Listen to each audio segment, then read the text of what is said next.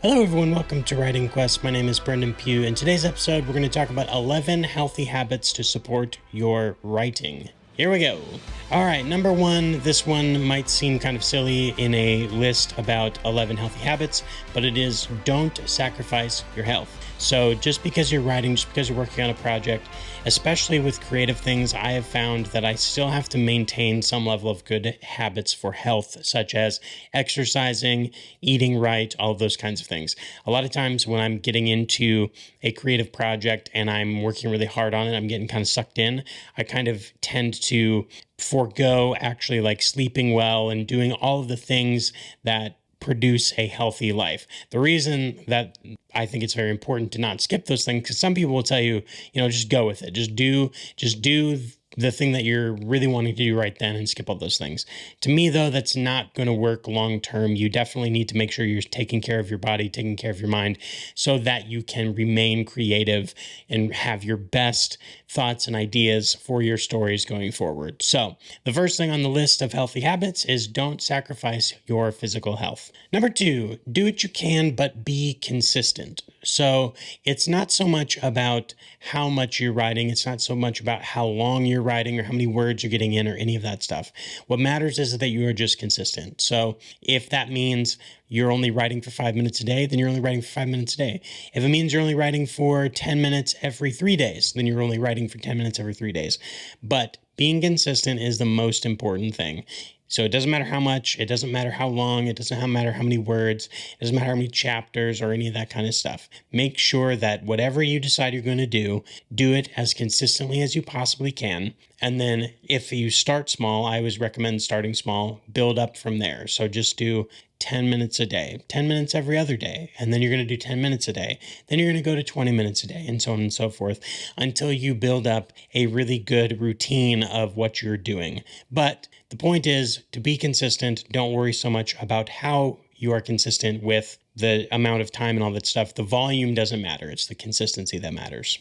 Number three, try to write at the same time and in the same environment. Now, this one can be a little tricky, but I do think that there's definitely a kind of training of your mind that if you kind of have this place that you always write and you have a time that you always write, you really start to get into the really good habit of when you sit down to do the writing and to do the outlining or whatever you're working on for your project, because you're getting into that same place and time, your mind automatically starts getting into the zone. Therefore, over time, it will make it easier for you to write and be creative in that moment. So make sure that if you can, set aside a certain place, whether it's a chair or your office or whatever, and at the same time every day, whether it's in the morning or at night, afternoon, however it works for you, write at the same time, same place every day as much as you can. Number four, don't compare yourself to other people's routines. So this is a big thing that's in kind of the entire space of productivity. If you ever looked into a lot of the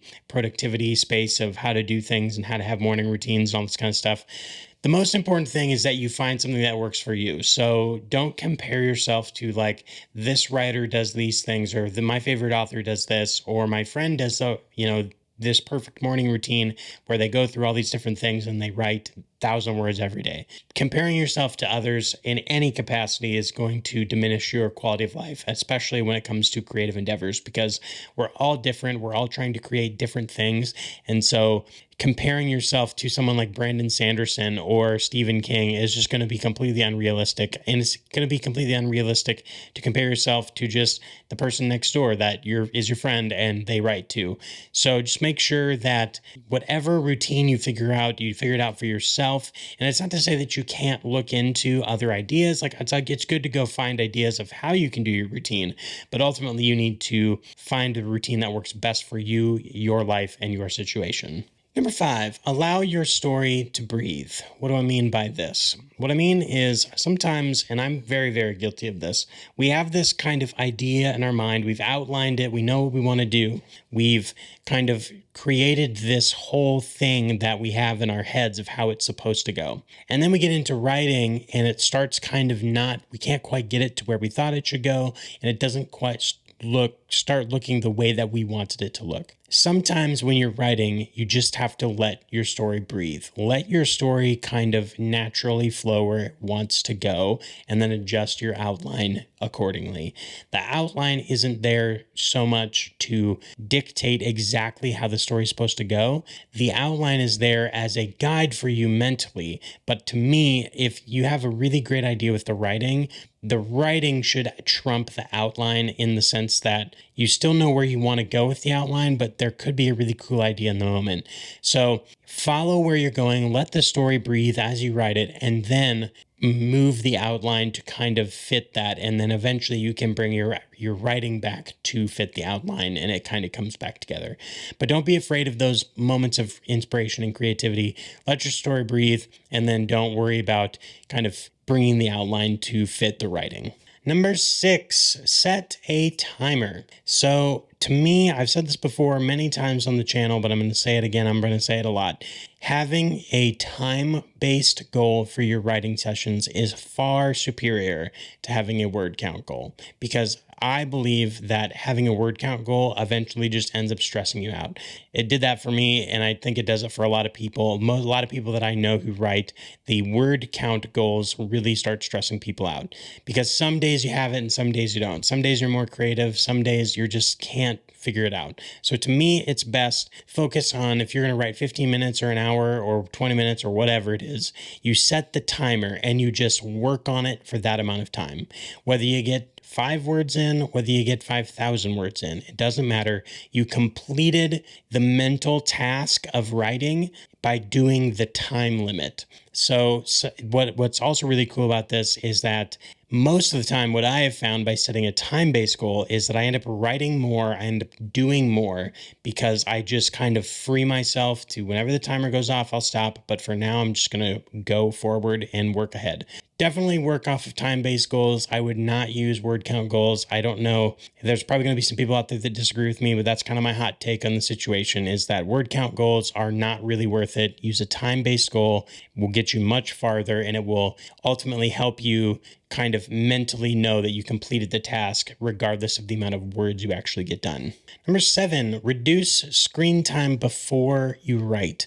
So there's a lot of studies out now. We know this. This is not a surprise that screens definitely mess with our dopamine systems, and they mess with our motivation and all that kind of stuff.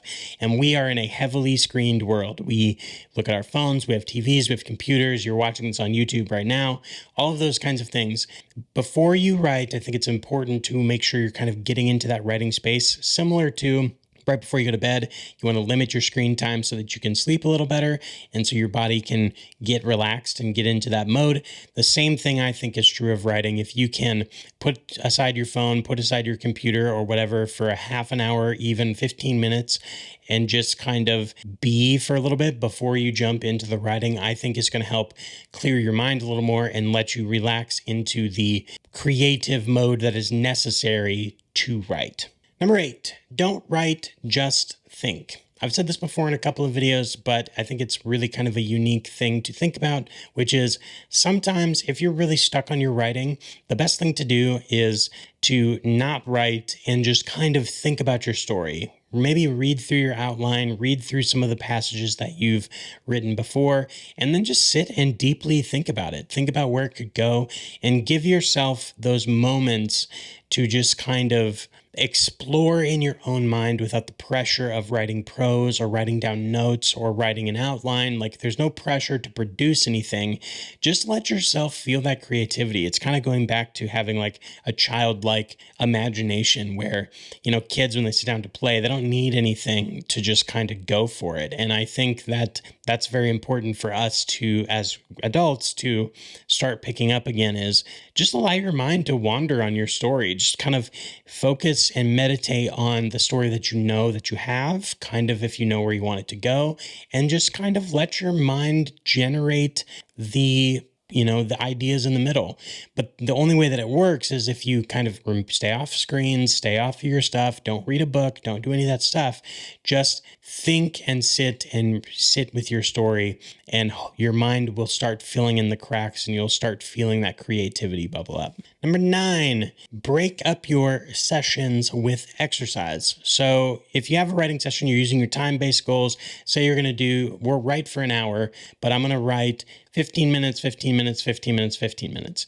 In between each of those 15 minutes, go do something physically active. Go for a walk, do a couple push-ups, stand up, something. It doesn't have to be a lot. It doesn't have to be, you're not doing anything extreme. Just some form of kind of get your body up and moving. Don't pick up your phone, especially if you're going to go back to writing.